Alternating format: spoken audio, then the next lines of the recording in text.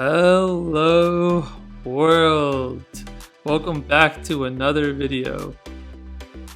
So in this video I'm going to go over how I construct my meal plan for fat loss and muscle gain, whichever is your goal.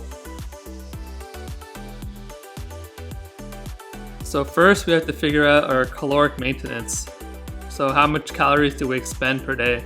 For me, it's around 2,300 calories. So this includes the exercise I do every day.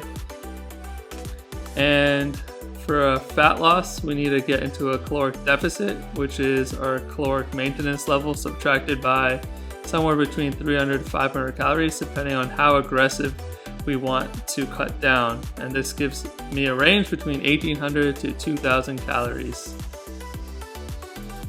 And for caloric surplus for muscle gain, we want to take our maintenance and add somewhere between 200 to 500, also depending how much we want to gain and how fast. And this brings us to 2,500 to 3,000 calories per day. But for this video, I'm going to use a caloric deficit for fat loss as an example and going with 1,800 calories to target. So next we need to figure out how many grams of protein that we need per day. So this comes out to your weight in pounds multiplied by between 0.8 to 1.2. So my weight is around 155 pounds. So my total protein requirement is between 124 to 186 grams. So I'm going to target right in the middle of this range, 155 grams. For weight loss, you want to keep the protein relatively high to maintain as much muscle as possible. Alright, let's formulate the first meal of the day. So I usually have about 4 egg whites, which results in about 14 grams of protein and 70 calories. I have this 2% Faya yogurt, which is 17 grams of protein and 120 calories.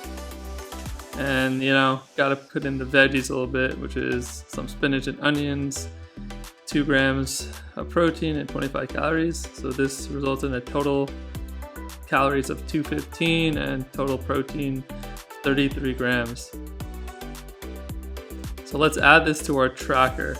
So we want to track the calories and protein, as these are the most important components of a meal plan. So for the first meal, again, 215 calories and protein 33 grams. Now let's get into meal number 2. So I have about 160 grams of chicken. So this results in about 200 calories and 38 grams of protein.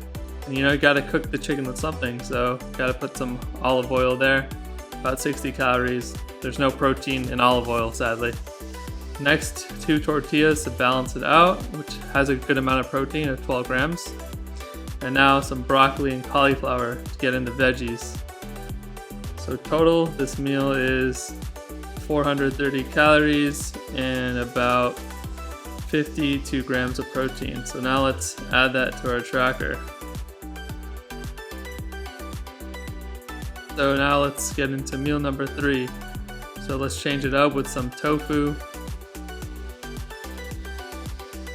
I'm about to cook the tofu with some olive oil, so let's add that in.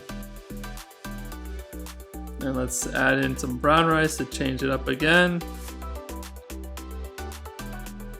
Let's add some cauliflower, if I could spell it correctly.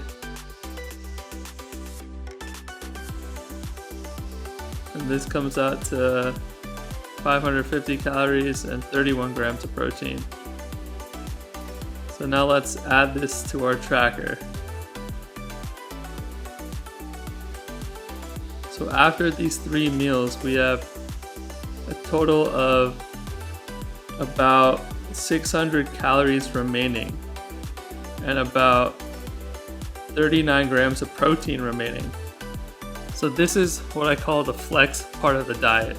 So you can incorporate this in any of the other meals after the meal, basically whenever you want.